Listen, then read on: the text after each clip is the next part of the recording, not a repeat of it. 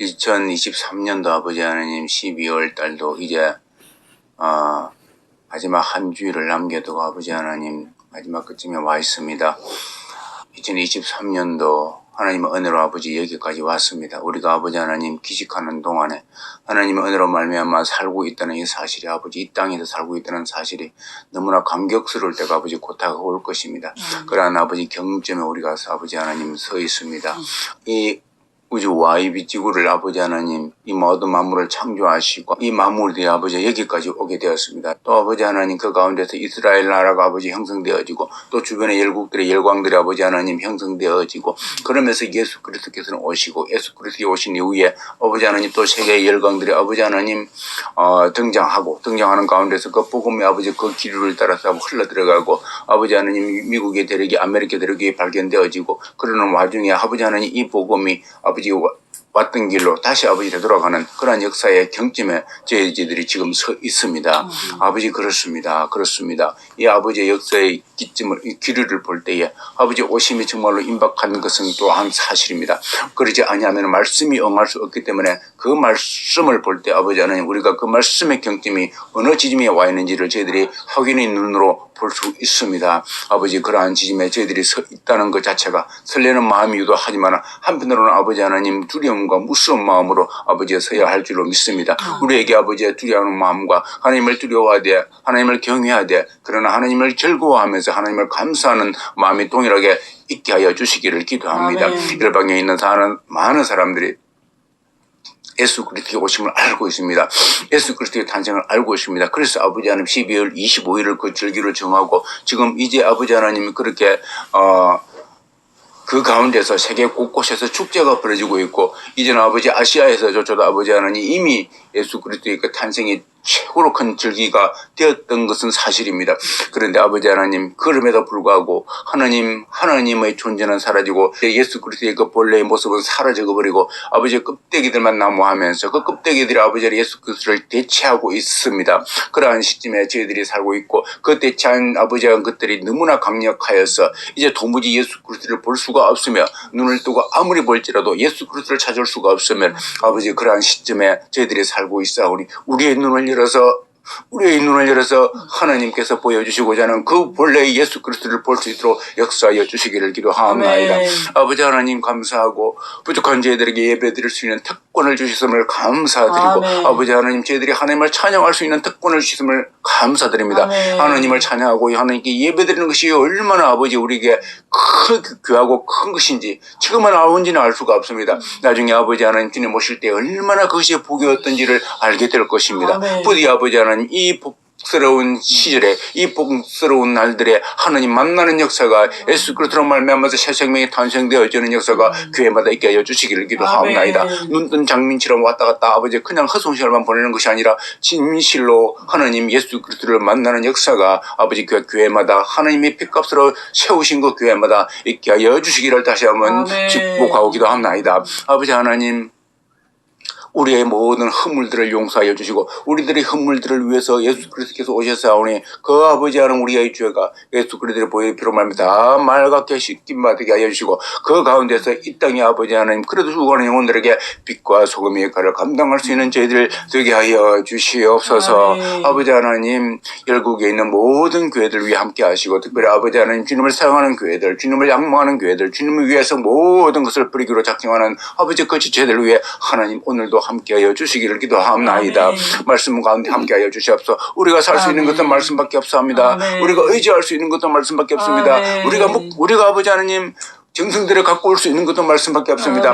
부디 그 말씀이 죽은 말씀이 아니라 살아서 생명수가 되어서 우리의 영혼을 아버지 하나님 우리 살리고 우리의 영혼을 살찌우는 말씀이 아버지 하나님 나오게 하여 주시기를 기도합니다. 또 제 말씀은 있습니다. 또 제 성경 구절은 있습니다. 또 제 아버지 하나님 성구는 있사오나 하나님 말씀이 역동하지 못하는 경우가 너무나 많사오니 그 역동하는 말씀이 되어서 우리의 영혼을 치유하고 우리의 영혼을 아버지와 갈아엎어버리는 역사가 있게 하여 주시기를 기도합니다. 그 말씀이 득시하여서 아버지 세상의 모든 아버지 하나님의 걸기들을 이기게 하여 주시기를 기도합니다. 세상의 모든 유혹들을 이기게 하여 주시기를 기도하옵나이다. 말씀으로 오늘도 아버지 하나님 승리하는 귀한 시간이 이 시간 되게 하여 주시옵소서. 감사할 때게 하신 예수님 이름으로 축복하기도 합나이다. 아멘. 할렐루야. 하나님 은혜가 우리 모두에게 임하기를 주님을 축원드립니다. 아멘. 오늘은 우리 예수님이 이제 탄생하신 날이에요. 내일이면 탄생하신 날인데 그 절기인데 그래요. 뭐 날짜가 어쨌든 간에 우리가 한번 절기를 생각해 볼 때 예수님의 탄생이 얼마나 귀한지 다 알고 있습니다. 그 귀한 탄생이 저와 여러분들에게 직접 관여하여서 관련 지어가지고 저와 여러분들의 것들이 되기를 주님을 축원드립니다. 아멘. 그래요. 사실 알고 보면은요, 이러한 복음의 편만한 때가 얼마나 감사한지는 모르겠어요. 제가 어릴 때만 하더라도 참 크리스마스 하면은 쉬는 날이 아니었어요. 그죠? 빨간 날이 아니었다. 그 말입니다. 그만큼 무슨 말입니까? 좀 뒤로 제껴지는 거죠. 우리는 구정이 있고 신정이 있고 또 추석이 있죠. 그때는 막 쉽니다. 그때는 떡도 하고 또 그 설빔도 있고 또 옷도 사 입고 가을이고 겨울이니까는 옷이 이제 가을 옷도 사고 그죠? 겨울 옷도 사고 막 그렇습니다. 여름 옷이야 그때 당시는 대충 입고요. 그렇습니다. 때때 옷이라 그러죠. 그렇습니다. 그때밖에 그러니까는요 그 절기가 그만큼 중요하다 그 말이 되겠죠. 근데 크리스마스 절기는 아예 뭐 있지도 않았습니다. 우리 아버지 우리 할아버지들은요 크리스마스를 막 생각지도 않았습니다. 그러지 않습니까? 그런데 크리스마스가 점점 이제 그게 왕성케 되어가지고 오히려 그러죠. 모든 절기들을 엎어버리는 그러한 시점이 된 겁니다. 어떻게 보면 이거는 굉장히 복스러운 일이죠. 복스러운 일입니다. 왜요? 하나님께서 이 땅에 나를 위해서 여러분들을 위해서 오셨기 때문에 그 오신 절기는요 어떻게 우리가 새해를 맞는 신정하고 또 추석 그 풍성한 그 추수감사절이나 그 추석하고 비길 수가 있겠습니까? 저와 여러분들이 그 하나님께서 오신 이 절기가 저와 여러분들에게 끝이 되기를 다시 한번 주 여러분 축원드립니다. 그럴 때에 진짜 가치가 있다 그 말입니다. 그럴 때에 진짜 그러지 않습니까? 음식이 아무리 앞에 있어도 내가 먹어야만이 먹고 내 몸에 들어가가지고 그것이 각종 좋은 음식이 내 몸에 들어갈 때 내 몸의 세포가 맞닿아가지고 그것이 내 피로 될 때에 내가 힘을 쓰는 것이지 그 아무 의미가 없는 겁니다. 보기만 보고 끝나버리면 그죠? 그래서 그걸 진열해 놓은 거 그 아무가 의미가 없는 것이에요. 그래서 진짜 맛있는 음식이 진짜 우리의 몸에 양약이 되고 생명이 되는 양식이 이 땅에 내려왔으니 그 양식을 취하시는 저와 여러분이 되기를 주님을 축원드립니다. 그래서 예수님을 자신을 생명의 떡이라 그랬어요. 그죠? 생명의 떡이라 그랬어요. 자, 오늘 그 생명의 떡이 이 땅에 내려오신 거예요. 그 땅에 내려오시는 장면을 포착해 놓은 겁니다. 우리 저자 마태가, 예수님의 제자 마태가 다 이렇게 기록을 해 놓은 겁니다. 그냥 기록하는 게 아닙니다. 저와 여러분들을 위해서 그 생명을 이제 예수님을 위해서 던지고 난 다음에 다 모든 그 신호애락을 다 경험한 그 마태가 이제 그죠? 하나님께서 때가 되었을 때 그 하나님의 그 예수님의 그 행직을 기록해서 했을 때 그죠? 마태가 보고 글을 쓴 것입니다. 그래서 한 마태복음과 마가복음과 누가복음이 한 쌍을 이루지 않습니까? 아무튼 그렇습니다. 자, 그래서 오늘 보면요. 오늘 저는 여기에서 이 말씀에서 우리가 다 아는 내용입니다. 드디어 성령으로 잉태되셨고요. 그러면서 이제 마리아하고 이제 원래는 정혼을 한 사이죠. 정혼을 했으면요. 그 당시는 약혼이라고 그럽시다. 예를 들어 약혼을 했으면 결혼식 안 올리더라도 자기 아내예요. 자기 남편입니다. 이미 그 법적으로 된 것입니다. 그래서 이제 1년 후쯤 되죠. 예를 들어서 데려오려고 그러는데 뭐 어떻게 됩니까? 갑자기 아이가 있는 거예요. 그러니까는 이거는 분명히 남의 아이 아닙니까? 그러니까 요셉은 당연히 끊어야 되는 거예요, 이제. 그런데 보통 같으면 이렇게 밖으로 해가지고 공개적으로 해버리면 되는데 그렇게 하지 아니하고, 그죠? 그렇게 하고 살며시 끊으려고 했을 때 주위 사자가 나타난 거예요. 꿈에 나타나가지고 야, 데리고 와라. 이렇게 이야기를 하는 겁니다.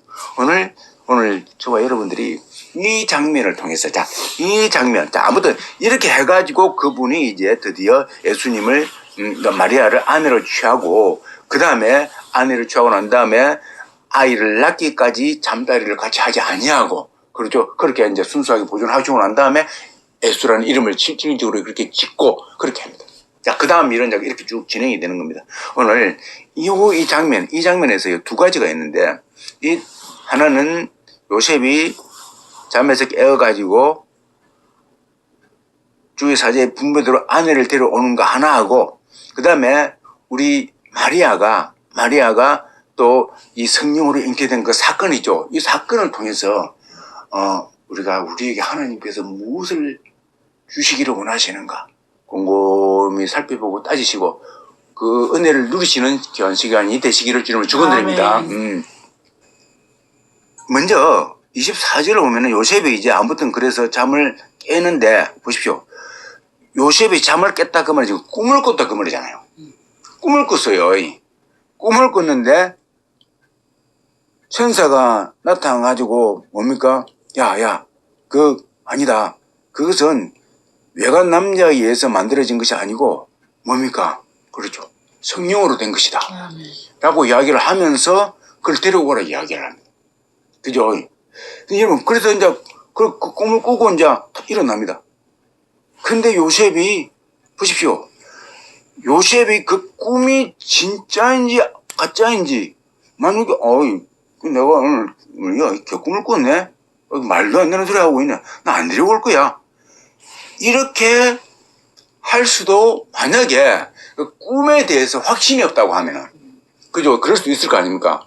꿈에 대해서 요셉이 확신할 수 없다면은 성령으로 잉태되는 게 말이 돼? 예를 들어서 그렇게 가정한다고 합시다. 근데 그렇게 할 수가 없지 않습니까? 그 요셉은요 확실했거든요. 왜요? 왜 확신합니까? 요셉은 보십시오. 하나님께서 요셉에게 나타나실 때에 선지자로 하신 말씀을 이루려 하심이라 하면서 처녀가 잉태하여 아들을 낳을 것이다. 그리고 그 이름은 임마누엘이다. 그죠? 하나님이 우리가 함께 하신다. 이러한 것은요, 이제 나타난 것이 아니고 이미 하나님께서 옛날에 구약 선지자를 통해서 말씀하신 거예요. 그렇지 않습니까? 그래서 그것이 누적된 겁니다, 이제. 그러면서 그 사실을 알고 있어요. 그죠? 요셉이라 하면 하나님을 사랑하는 사람입니다. 하나님을 경외하는 사람입니다. 하나님을 경외한다. 그 말은요, 하나님에 대해서 밀접하게 자기의 모든 것들을 동원해가지고 하나님을 연구한다. 그 말이에요. 그 자기가 위치가 어떻든지 간에 자기가 학자이든 아니면은 자기가 어부이든 아니면은 배를 만드는 사람이건 농부이건 간에 하나님을 사랑한다. 그 말은 하나님과 밀접하게 있는 거예요. 하나님께 밀접하게 있다 그 말은 우리가 하나님을 볼 수 있습니까? 아무리 하늘을 보십시오. 하늘에 하나님 계신데 아무리 봐보십시오. 하나님 보이시는가? 안 보입니다. 하나님과 밀접하다 그 말은요. 하나님을 연구한다 그 말은 하나님 말씀에 창념한다 그 말입니다. 할렐루야. 하나님 말씀에 대해서 귀담아 듣는다 그 말입니다. 안식일날, 그때 당시 안식일이겠죠. 안식일날 예배로 드리러 갈 때마다 하나님 말씀을 제사장들이 선포할 때마다 그 말씀에 굉장히 귀를 기울입니다. 그렇지 않습니까? 귀를 기울입니다. 만약에 또 한 조각이라도 이제 그 하나님 말씀에 대해서 사본이 있다고 하면요. 그 말씀을 아주 귀하게 생각하면서 집에서, 그죠? 당시에 책이 귀할 당시인데 아주 귀하게 보관하면서 뭡니까? 우리가 마치 황금을 보관하듯이 그렇게 보관을 했을 것입니다. 그러면서 뭡니까? 필요할 때마다, 한가할 때마다 하나님 말씀을 섭취할 수 있습니다. 그렇죠? 그렇기 때문에 이것이든 저것이든 말씀을 들었으든 자기가 직접 보았으든 상관없이 뭡니까? 구세주에 대해서 알고 있다 그 말입니다. 그렇죠? 아무튼 자, 그런 찰나에 천사가 나타나가지고 이야기를 하는 거예요. 그래 어떻게 됩니까? 이 꿈이 뭡니까? 가짜 꿈이에요? 진짜 꿈이에요? 요셉의 마음에는 진짜 꿈이라고 확신을 하는 겁니다. 할렐루야.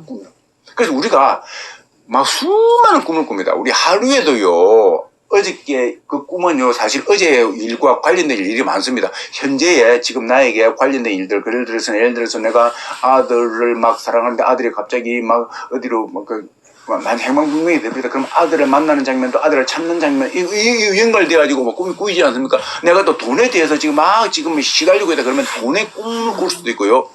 나의 관련된 꿈이 꾸어져요. 그러다 보니까 이 꿈들이 다 사실은 진짜가 아니지 않습니까? 바람일 수 있지 않습니까?